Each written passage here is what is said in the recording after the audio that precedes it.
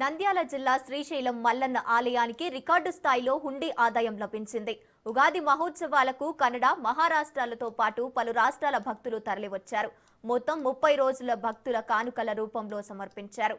నేడు ఉభయ పరివార ఆలయ హుండీ లెక్కింపు అక్క మహాదేవి అలంకరణ మండపంలో పకడ్బందీగా నిర్వహించారు. శ్రీశైలం మల్లన్న దేవస్థానానికి 7,19,58,064 రూపాయల నగదు లభించిందని దేవస్థానం ఈవో శ్రీనివాసరావు తెలిపారు. ఈ ఆదాయాన్ని గత 30 రోజులతో భక్తుల నగదును కానుక రూపంలో సమర్పించారు. నగదుతో పాటు 122 గ్రాముల బంగారం, 6 కేజీల 550 గ్రాముల వెండి, పలు దేశాల డాలర్లు లభించాయని ఈవో తెలిపారు.